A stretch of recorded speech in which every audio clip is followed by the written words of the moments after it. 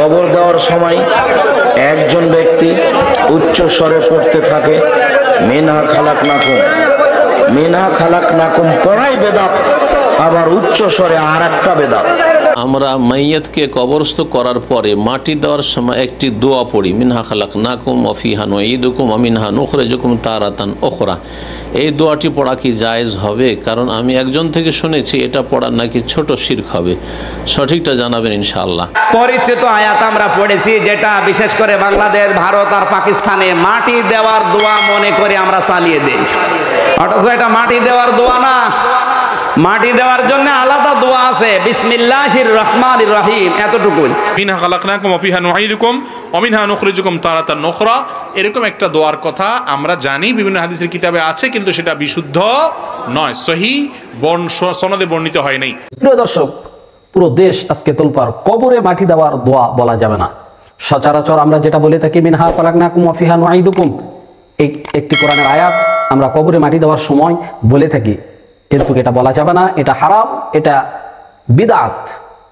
আসলেই কি এটা বিদআত? এটা বলা হারাম? এভাবে বলে মাটি দেওয়া যাবে না নাকি দেওয়া যাবে? এ বিষয়ে আজকে আমরা জানবো ইনশাআল্লাহ। আজকে আমাদের বিশেষজ্ঞ প্যানেলে বাংলাদেশের বিজ্ঞ 9 জন আলেম রয়েছেন। এই 9 জন বিজ্ঞ আলেমের কাছ থেকে আমরা জানবো যে কবরে মাটি দেওয়ার সময় আমরা যে দোয়াটি পড়ি, কবরে মাটি দেওয়ার যে দোয়াটি আমরা পড়ি, এটি পড়া সঠিক নাকি ব্যাঠিক, এ বিষয়ে আজকে আমরা জানবো ইনশাআল্লাহ। আমাদের বিশেষজ্ঞ প্যানেলে যিনারা রয়েছেন, 1 নম্বরে শায়েখ মতিউর রহমান মাদানী, 2 নম্বর শায়েখ মুজাফফর বিন মহসিন, 3 নম্বর শায়েখ আব্দুর রাজ্জাক বিন ইউসুফ, 4 নম্বর মুফতি কাজী ইব্রাহিম, 5 নম্বর মুফতি আমির হামজা, 6 নম্বর মুফতি গিয়াসউদ্দিন তাহেরি, 7 নম্বর মুফতি আলাউদ্দিন জিহাদি, 8 নম্বর ডক্টর আবুল কালাম আজাদ বাশার, 9 নম্বর জনপ্রিয় স্কলার শায়েখ আহমদুল্লাহ। প্রিয় দর্শক, চলুন আমরা একে একে তাদের বক্তব্যগুলি শুনে আসি। আমরা শুরুতেই শায়েখ মতিউর রহমান মাদানীর বক্তব্যটি শুনে আসি। আমরা মাইয়াতকে কবরস্থ করার পরে মাটি দেওয়ার সময় একটি দোয়া পড়ি, মিনহা খালাকনাকুম ওয়া ফিহা নুঈদুকুম ওয়া মিনহা নুখরিজুকুম তারাতান উখরা। এই দোয়াটি পড়া কি জায়েজ হবে? কারণ আমি একজন থেকে শুনেছি এটা পড়ার নাকি ছোট শিরক হবে। সঠিকটা জানাবেন ইনশাআল্লাহ। এই দোয়া পড়া, এটি কোরআনে কারীমের সূরা তাহার একটি আয়াত, মিনহা খালাকনাকুম। মহান আল্লাহ বলছেন, আমি এই মাটি থেকেই, মিনহা মানে এই মাটি থেকেই আমি তোমাদেরকে সৃষ্টি করেছি, ওয়া ফিহা নুঈদুকুম, আর এই মাটিতেই তোমাদেরকে ফিরিয়ে দেব তোমাদের মৃত্যুর পরে, ওয়া মিনহা নুখরিজুকুম, এবং এই মাটি থেকে তোমাদেরকে বের করব তারাতান উখরা, পুনরায়। এটি আল্লাহ রাব্বুল কথা, এটি বলা মোটেই ঠিক নয়। তবে এই মর্মে একটি হাদিস রয়েছে মুসনাদ আহমদে, যা অত্যন্ত জয়ীফ, দুর্বল, জয়ীফুন জিদ্দান, একবার ভিত্তিহীন হাদিস। সেই হাদিসের ভিত্তিতে হানাফি সমাজে এই প্রচলন আছে। আর তাতে কি রয়েছে যে আপনি 3 অঞ্জলি মাটি দেবেন, প্রথমবারে বলবেন মিনহা খালাকনাকুম, দ্বিতীয়বার যখন দেবেন মাটি তখন বলবেন ওয়া ফিহা নুঈদুকুম, তৃতীয়বার ওয়া মিনহা নুখরিজুকুম তারাতান উখরা। এই হাদিস যেহেতু ভিত্তিহীন, সুতরাং এই আমলটিও ভিত্তিহীন, এই আমল জায়েজ নয় করা, এই আমল জায়েজ নয় করা, বিদআত। তারা গোরস্থানে যান, দেখবেন চুপচাপ দাঁড়া আছে, মাটি দেয় না। আর বেদাতি মোল্লাগুলো তাদেরকে বলেও না, এদের প্রতি অভিশাপ আল্লাহ। সুন্নাত আমল করার কথা বলে না। মাটি এইভাবে বিসমিল্লাহ বলে মাটি, নিয়ম হলো মাথার দিক থেকে পায়ের দিকে দেওয়া। নিয়ম হলো কি? মাথার দিক থেকে পায়ের দিকে দেওয়া। 3 বার দিবেন মাটি, একবার বিসমিল্লাহ বলবেন, আলহামদুলিল্লাহ, মিনহা খালাকনাকুম ওয়া ফিহা নুঈদুকুম ওয়া মিনহা নুখরিজুকুম তারাতান উখরা। এক বক্তা, আমি যদি বিসমিল্লাহ বলছি, ওই পিছন থেকেই বলছে আসলে মাটি দেওয়ার দোয়াটা ওনার জানাই নাই। কত বড় খাটাস বলেন তো, এ আলেম না খাটাস? আমার কানে আসছে, আমি বিসমিল্লাহ মাটি দিয়ে বললাম যে কি বললেন, কি বললেন, বলেন কি বললেন? ভুল হয়েছে না? ভুল হয়নি, বলেন কি বললেন? আমার মাটি দেওয়ার দোয়া জানা নাই। বলেন তো মাটি দেওয়ার দোয়া কি? মিনহা খালাকনাকুম। কোথায় পেয়েছেন আপনি? তারপর একটা বলেন, পরের আয়াত আর বলতে পারে না। এবার কি করার দরকার? বাম হাত। আমি বললাম যে আমাকে বললাম মাটি দেওয়ার দোয়া জানা নাই? মিনহা খালাকনাকুম ওয়া ফিহা নুঈদুকুম ওয়া মিনহা নুখরিজুকুম তারাতান উখরা। আমি জানেন নাকি? এই লোকগুলোকে বিভ্রান্ত করছেন কেন? এরা কি আলেম না শয়তান? এরা আলেম না শয়তান? শয়তান। আমি বললাম যে হাদিসটা বলেন তো, মিনহা খালাকনাকুম ফিহা নুঈদুকুম, হাদিসটা বলেন তো দেখি। তো মাটি দেওয়ার সময় বলতে হবে, আবার বলে মাটি দেওয়ার সময় বলতে হবে। বেয়াদব কোথাকার। হাদিসটা জানে না? হাদিসটা মুস্তাদ আহমদের জয়ীফ হাদিস। হাদিসটা হলো মৃত্যু ব্যক্তিকে কবরে রাখার কথা আসছে, মিনহা খালাকনাকুম ফিহা নুঈদুকুম ওয়া মিনহা নুখরিজুকুম তারাতান উখরা। এটা কিন্তু জাল সালাত বইয়ের মধ্যে দেওয়া আছে, জাল হাদিসের কবলে রাসূল সাল্লাল্লাহু আলাইহি সাল্লাত এর মধ্যে দেওয়া আছে। দেখেন আমি যেভাবে বলছি ওইভাবে আসছে কিনা। এটা মাটিটার দোয়া না, রোগী মৃত্যুকে কবরে রাখার দোয়া। হাদিসটা জয়ীফ মুনকার, এই জন্য এটা আমল করা যাবে না। এটা মাটির দোয়া দৌত না। ব্যাকুব আলেম তুমি হাদিসটা মূল জানাই না, মানুষের কাছে শুনে শুনে বলো। আর আমাকে বলছে দুয়া মুখস্থ নাই, তাই বলছে বিসমিল্লাহ বলে মাটি দেন।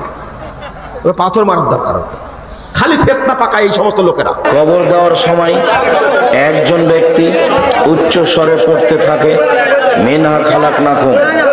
মিনহা খালাকনাকুম পড়াই বেদাত, আবার উচ্চ স্বরে আর একটা বেদাত।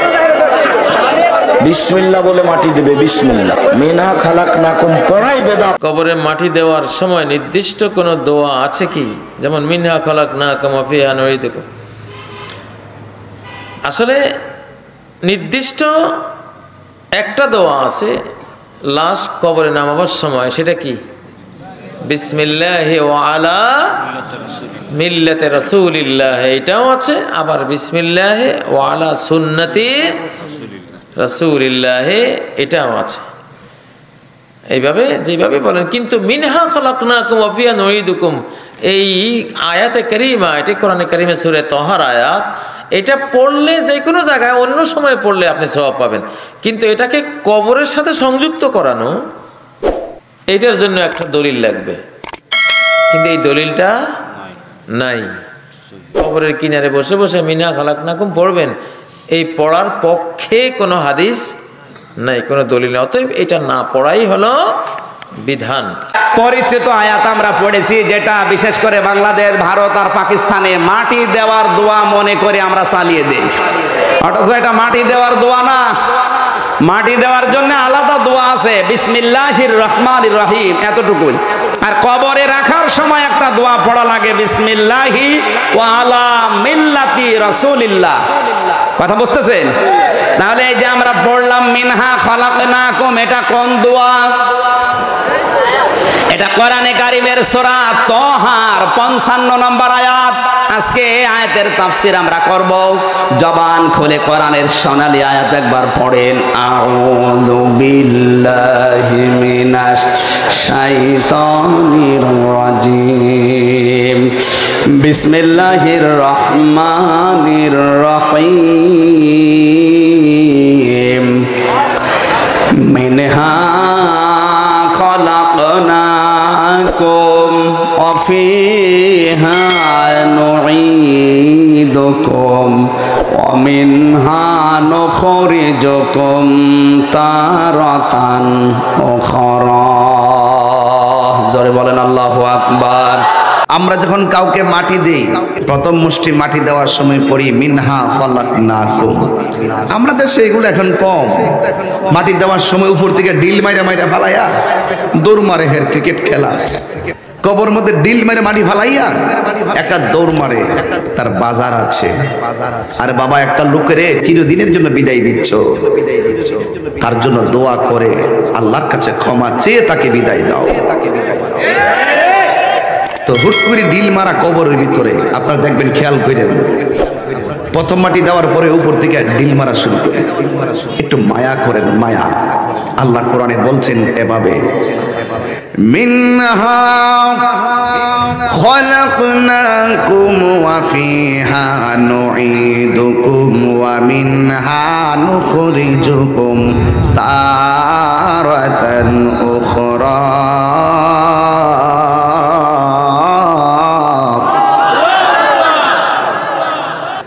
আল্লাহ রাব্বুল আলামিন বলেন, এই মাটি থেকেই তোমাদেরকে সৃষ্টি করা হয়েছে, এই মাটিতেই তোমাদেরকে দাফন করা হবে, আবার এই মাটির ঘর থেকে তোমাকে তোলা হবে, এমন একটা ময়দানে তোলা হবে, সারা জীবন যা করেছো সব পুঙ্খানুপুঙ্খানু হিসাব গ্রহণ করবেন একজন। জবান খুলে বলুন তিনি কে? ঠিক কিনা বলেন? মৃত ব্যক্তিকে কবরে দাফন করার সময় বা মাটি দেওয়ার সময় মিনহা খালাকনাকুম ওয়া ফিহা নুঈদুকুম ওয়া মিনহা নুখরিজুকুম তারাতান উখরা, এটাকে দোয়া হিসেবে পড়া জায়েজ কিনা? যদিও আমাদের দেশের তথাকথিত কিছু শায়েখরা বলে বেড়াচ্ছেন যে দাফনের সময় বা মাটি দেওয়ার সময় এটা দোয়া হিসেবে পড়া জায়েজ নেই, কেউ কেউ বেদাত বলছেন, কেউ কেউ বলছেন কোরআন হাদিসে এই ব্যাপারে কিছুই নেই, আবার কেউ কেউ বলছেন দাফনের সময় এই দোয়া পড়লে নাকি পাপ হবে। কিন্তু বাস্তবে বিষয়টা এরকম নয়। রাসূল করিম সাল্লাল্লাহু আলাইহি ওয়া আলিহি ওয়াসাল্লামের পক্ষ থেকে হাদিসের মাধ্যমে মৃত ব্যক্তিকে দাফনের সময় বা মাটি দেওয়ার সময় এটা দোয়া হিসেবে পড়ার প্রমাণ রয়েছে। যেমন একটা হাদিস শরীফ আপনারা লক্ষ্য করুন, যেটা উল্লেখ রয়েছে জগৎ বিখ্যাত হাদিস গ্রন্থ মুসনাদু আহমদের 22,187 নং হাদিসে এবং আল মুস্তাদরাক লিল হাকিমের 3,433 নং হাদিসে, ইমাম বাইহাকি রাহমাতুল্লাহ আলাইহির সুনানুল কুবরায়ের 6,726 নং হাদিসের মধ্যে উল্লেখ, হাফিজ ইবনু হাজার আসকালানি রাহমাতুল্লাহ আলাইহির তালখিসুল হাবীরের 2য় খণ্ডের 301 পৃষ্ঠার মধ্যে হাদিসখানা উল্লেখ রয়েছে, ইমাম ইবনু কাসির রাহমাতুল্লাহ আলাইহির জামিউল মাসানিদ ওয়াস সুনানের 11,024 নং হাদিসের মধ্যে উল্লেখ রয়েছে, কানজুল উম্মালের মধ্যে 42,396 নং হাদিসের মধ্যে উল্লেখ রয়েছে, হাফিজুল হাদিস ইমাম নববী রাহমাতুল্লাহ আলাইহির খুলাসা কিতাবের 3,651 নং হাদিসের মধ্যে উল্লেখ রয়েছে, বিশেষ করে ইমাম ইবনু মুলাক্কিন রাহমাতুল্লাহ আলাইহির বদরুল মুনিরের 5ম খণ্ডের 313 পৃষ্ঠার মধ্যেও হাদিসখানা উল্লেখ রয়েছে, ইমাম নুরউদ্দিন হাইসামি রাহমাতুল্লাহ আলাইহির মাজমাউজ জাওয়াইদের 4,239 নং হাদিসের মধ্যে উল্লেখ রয়েছে, হাফিজ জালালউদ্দিন সুয়ুতি রাহমাতুল্লাহ আলাইহির জামিউল আহাদিস সেই কিতাবের 24,330 নং হাদিসের মধ্যে উল্লেখ রয়েছে। আপনারা স্ক্রিনে সম্পূর্ণ হাদিসটুকু লক্ষ্য করুন। আন আবি উমামা রাদিয়াল্লাহু আনহু ক্বালা লাম্মা উদিয়াত উম্মু কুলসুমিন ইবনাতু রাসূলিল্লাহি সাল্লাল্লাহু আলাইহি ওয়াসাল্লাম ফিল কবর ক্বালা রাসূলুল্লাহি সাল্লাল্লাহু আলাইহি ওয়াসাল্লাম মিনহা খালাকনাকুম ওয়া ফিহা নুঈদুকুম ওয়া মিনহা নুখরিজুকুম তারাতান উখরা। দেখুন, স্বয়ং রাসূল করিম সাল্লাল্লাহু আলাইহি ওয়া আলিহি ওয়াসাল্লাম স্বীয় কন্যা উম্মে কুলসুমকে যখন দাফন করেন, কবরস্থ করেন, তখন নিজেই মিনহা খালাকনাকুম ইহাকে দোয়া হিসেবে পাঠ করেছেন।